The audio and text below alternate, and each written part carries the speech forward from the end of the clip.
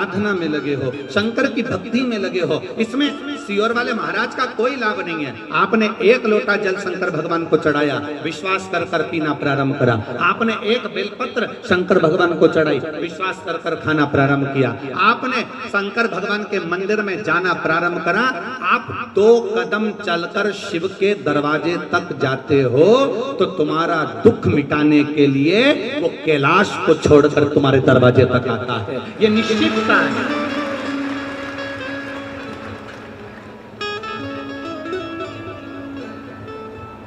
Helmet लगाने से, seat belt लगाने से सरकार का कोई फायदा नहीं है, फायदा तुम्हारा है। ये सिर में चोट नहीं लगेगी, शरीर का नुकसान नहीं होगा। सीट बेल्ट लगाओ, हेलमेट लगाओ। जल चढ़ाने से सियोर वाले महाराज का कोई फायदा नहीं होगा, फायदा तुम्हारा है। तुम जाओ शंकर के मंदिर पर। कई लोग हैं हेलमेट को गाड़ी के ऊपर टांग कर रख लेते हैं पर नहीं लगाते। बोलो सही है कि गलत है? बोलो बोलो, जम के बोलो। नहीं लगाते। कई लोग हैं गाड़ी में VIP गाड़ी, 50 लाख की गाड़ी का इतना ध्यान रखते हैं, इतना ध्यान रखते हैं, एक स्क्रैच भी नहीं लगना चाहिए, पर गाड़ी के अंदर बैठे हैं तो सीट बेल्ट नहीं लगाते। एक 25,000 के मोबाइल पर कवर चढ़ा कर रखते हैं, इसमें स्क्रैच नहीं आना चाहिए। और ये भगवान ने करोड़ों का शरीर दिया, इसमें स्क्रैच जाना चाहिए। करोड़ों का शरीर परमात्मा ने दिया है, करोड़ों का शरीर दिया और उसको हम समझ नहीं पा रहे। अभी छत्रपति संभाजी नगर की कथा में आपको एक बात कही थी। 50 लाख की गाड़ी में, 30 लाख की गाड़ी में, 70 लाख की गाड़ी में, 80 लाख की गाड़ी में, 1 करोड़ की गाड़ी में, 50,000 की गाड़ी में, 25,000 की गाड़ी में, 72,000 की गाड़ी में आप में से कितने लोग बैठे हैं जो अपनी गाड़ी में पेट्रोल डीजल की जगह गटर का पानी, नली का पानी, नाले का पानी डालकर चलाते हैं? आप में से कितने लोग बैठे हैं? बोलो बोलो, जल्दी बोलो। कोई है ऐसा जो गटर का पानी, नाली का पानी, नल्ले का पानी गाड़ी में, 70,000 की गाड़ी, 50,000 की गाड़ी, 1 लाख की गाड़ी, कोई नहीं जो केरोसिन का तेल डालकर भी 1 लाख की गाड़ी, 1 करोड़ की गाड़ी को केरोसिन का तेल डालकर चलाता हो? ऐसा कोई व्यक्ति नहीं है। अपनी इतनी महंगी गाड़ी को लोग पेट्रोल और डीजल से चलाते हैं। जरा विचार करना, 50,000, 70,000, 1 लाख, 50 लाख की गाड़ी को लोग गटर का पानी, केरोसिन का तेल डालकर नहीं चलाते। केवल ये करोड़ों की गाड़ी में लोग ना जाने कौन कौन सी गटर का पानी डाल डालकर चला रहे हैं। ये करोड़ों की गाड़ी। रोज शाम ढलती है और ये गटर की दुकान पर मिलते हैं और वो गटर का पानी डाल डाल कर गाड़ी को चला रहे हैं। ये गाड़ी कब तक चले? कब तक? कब तक चले? ये गाड़ी बहुत दिन तक चलने वाली नहीं थी। ए भाई, अच्छे से सुनना जरा, एक आंकड़ा निकलवाना। मेरा निवेदन है, एक आंकड़ा निकलवाओ सरकार से।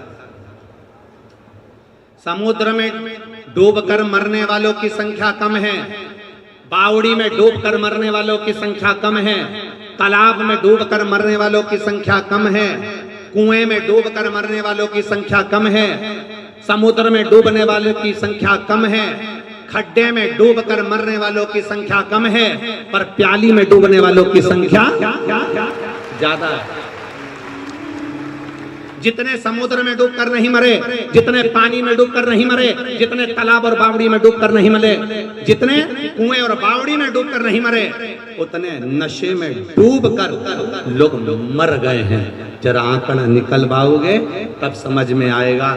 इस शरीर की कीमत को समझो कि करोड़ों का शरीर दिया है, एक एक किडनी 50-50 लाख की मेरे देव अधिदेव महादेव ने दी है, फेफड़े दिए, नेत्र दिए, श्रवण शक्ति दी, मुख दिया, हाथ दिया, पांव दिया, उसको धन्यवाद देते रहो। ये तेरी उदारता, ये तेरी कृपा है, तेरी कृपा बिना नहीं हो सकता। जो तू दिया है वो कोई नहीं दे सकता, जो तू दिया।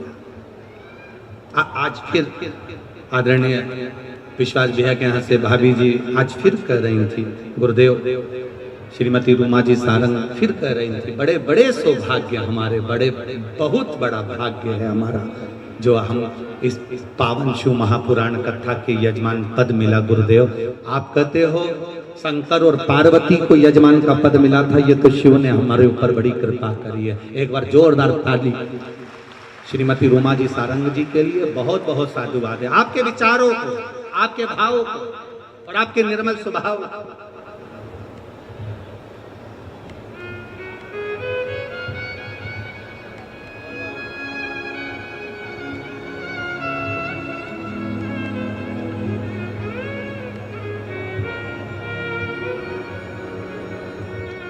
एक बात और कहना चाहते हैं, कहीं भाभी बैठी है कथा सुनने, रूमा सारंग जी, श्रीमती रूमा सारंग। अच्छा है, ठीक।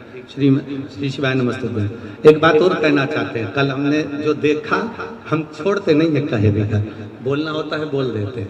कल हमने देखा, हम जा रहे थे विश्वास भैया संग में थे, आप थोड़े पीछे रह गए, कुछ कार्यकर्ताओं ने आपको पीछे कर दिया।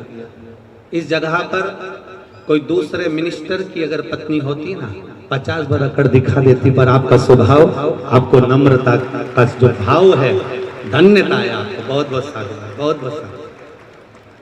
कोई होते तो कह देते, तो मुझे जानते नहीं हो, पर आपके स्वभाववश बाबा की बड़ी कृपा है। हर हर महादेव। एक बार जोरदार ताली बजाइए। बहुत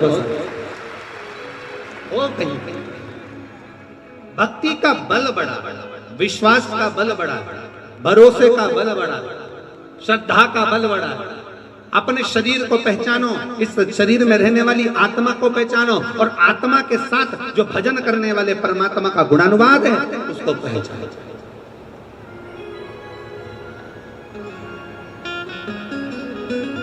पहचानना। ये हेलमेट लगाने से फायदा केवल तुम्हारा है, सीट बेल्ट लगाने से फायदा केवल तुम्हारा है, जल चढ़ाने से फायदा केवल तुम्हारा है। शंकर के मंदिर तुम 2 कदम चलकर जा रहे हो। मेरा देव अधिदेव महादेव तुम्हारे दुख की घड़ी में, तुम्हारे कष्ट की घड़ी में, तुम्हारे तकलीफ की घड़ी में कोई खड़ा हो ना खड़ा हो, पर मेरा महादेव तुम्हारे जीते जी भी है और तुम्हारे जाने के बाद भी शमशान में भी वही खड़ा है, बैठा इंतजार में तुम्हारे लिए तत्पर खड़ा। बहुत अच्छे से समझिएगा।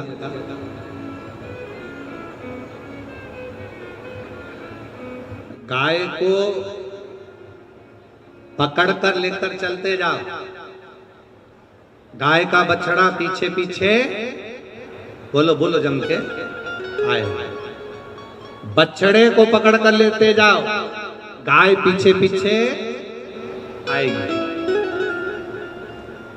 बछड़े के पीछे गाय चलती है, गाय के पीछे बछड़ा चलता है, पति के पीछे पत्नी चलती है, और जल चढ़ाने वाले भक्त के पीछे मेरा भोलेनाथ चलता है।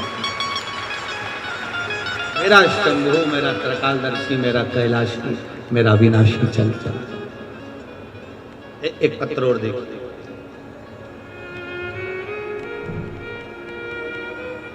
मैं सुनीता बैरागी, टीला जमालपुरा, भोपाल से हूँ।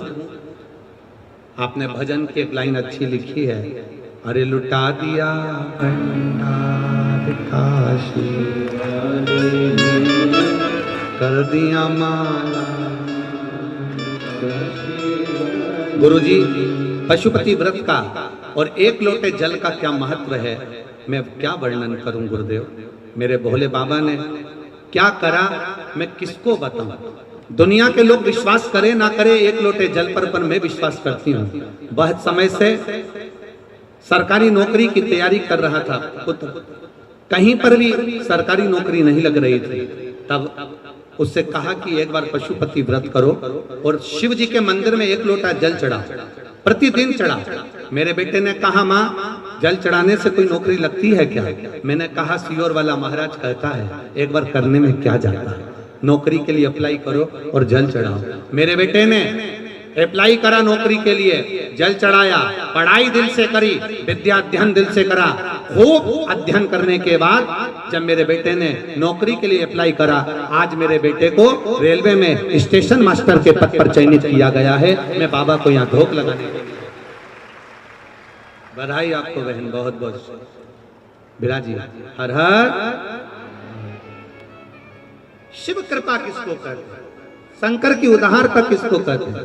शिव स्मरण किसको कहते हैं? शंकर की भक्ति किसको कहते हैं? इसमें सियोर वाले महाराज का फायदा नहीं तुम्हारे जल चढ़ाने से, बेलपत्री चढ़ाने से सियोर वाले महाराज का फायदा नहीं है, पर तुम्हारे जल चढ़ाने से, तुम्हारी बेलपत्र चढ़ाने से, तुम्हारे भजन करने से, तुम्हारा पशुपति व्रत धारण करने से फायदा तुम्हारा है। तुम दिल से शिव महापुराण की कथा सुन रहे हो। इतने सारे पंडाल, रोज पंडाल बढ़ रहे हैं, रोज पंडाल बढ़ाए जा रहे हैं। प्रतिदिन लाखों की संख्या में लोग बढ़ बढ़कर यहाँ आ रहे हैं। तुम्हारी लाखों की संख्या में आप लोग जो कथा सुनने आए हो, इतना विश्वास रख कर जाना कि खाली मेरा भोलेनाथ नहीं भेजेगा, तुम्हें भरकर भेजेगा, खाली नहीं भेजेगा। भोले मैं तेरी हवा विच उड़ती जावांगी, बाबा डोर हथो छड़ी ना कटी जावांगी। भोले मैं तेरी शंभू मैं तेरी हवा विच उड़ती जावांगी,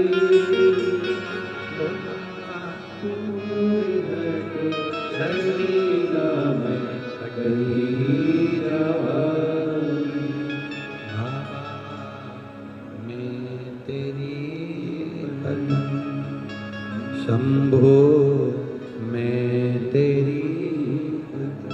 हमारा भाव, हम भगवान के भजन में जो समय लगा रहे हैं, भगवान के स्मरण में जो समय लगा रहे हैं, वो समय खाली नहीं है।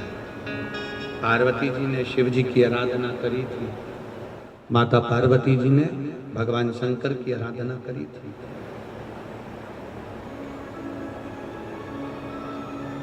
दान,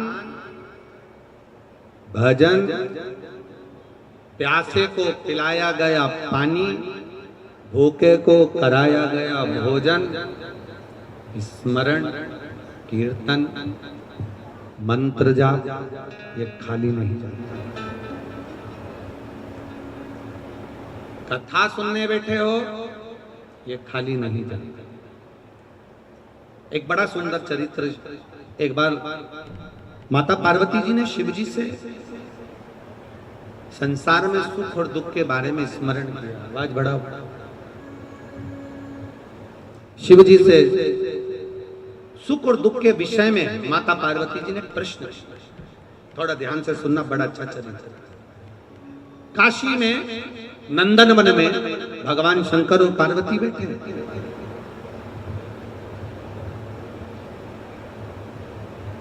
और नंदन वन में जब माता पार्वती और शिव जी बैठे थे, तो पार्वती जी ने शिव जी से प्रश्न करा कि जीवन में सुख और दुख कितने भी ये क्यों आते हैं? सुख मिला तो क्यों मिला, और दुख मिला तो क्यों मिला? ये माता पार्वती जी ने शिव जी से प्रश्न किया। शंकर भगवान ने बड़े भाव से इस सुख दुख के चरित्र का वर्णन किया। शिव जी कहते, सुनो पार्वती, मैं तुम्हें एक चरित्र सुनाता हूं।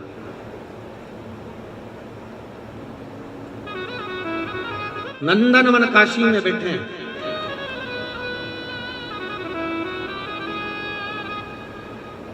और नंदनवन काशी में बैठकर भगवान शंकर पार्वती जी से भी अगर आ जाएं तो वो पानी ना पिलाए, भोजन ना कराए, भी अगर आ जाएं तो वो पानी ना पिलाए, भोजन ना कराए, तो रिश्तेदारों ने आना भी बंद कर दिया, कोई नहीं आया, कभी दान नहीं करा।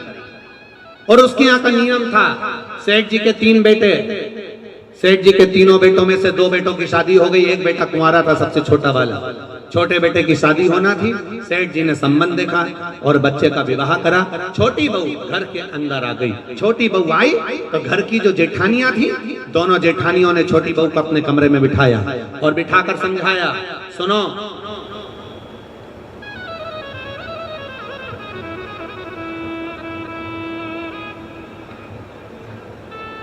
पहले ऐसा नियम था, अब आजकल ऐसा नियम तो नहीं है, पर पहले ऐसा नियम था कि लड़के की शादी होती थी और बहू को लेकर आता था ना, तो अपने खुद के घर में बहू को लेकर बाद में आता था। पहले उसको रुकने की व्यवस्था कोई रिश्तेदार के यहाँ, कोई नातेदार के यहाँ, कोई संबंधों के यहाँ, कोई पहचान वाले के यहाँ, उसको बहू को रखा जाता था। बोलो भोपाल में ऐसा था कि नहीं था? अरे बोलो जम के तो बोलो, था ना ऐसा?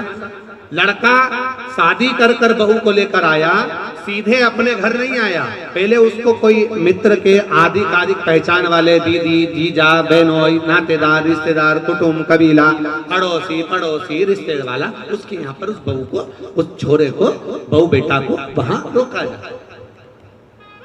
काहे के लिए रोकते थे? उसको रोकने का कारण क्या था? उसको रोकने का कारण केवल एक था।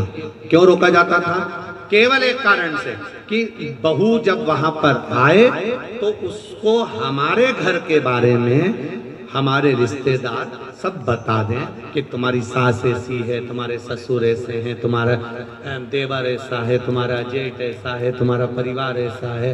अब जो छोटी बहू आई है तो दोनों जेठानियों ने उससे मिला और मिलकर कहा, सुनो हमारे ससुर का एक नियम बड़ा प्रबल है, उसको याद रखना। हमारे ससुर का नियम बड़ा तेज है, उसको याद रखना। कौन सा नियम? छोटी बहू ने पूछा कि तुम्हारे यहाँ का नियम क्या है? तो हमारे ससुर का एक नियम है, कभी जिंदगी में अगर घर में रहना है तो दान बिल्कुल, बोलो बोलो जम के बोलो, नहीं करना। एक रोटी का भी दान मत करना। अगर डब्बे में रोटी बच जाए तो दूसरे दिन उस रोटी को मिक्सर में पीस के चूड़ा बना के खा जाना, पर गाय को भी मत देना। ये हमारे ससुर का नियम है।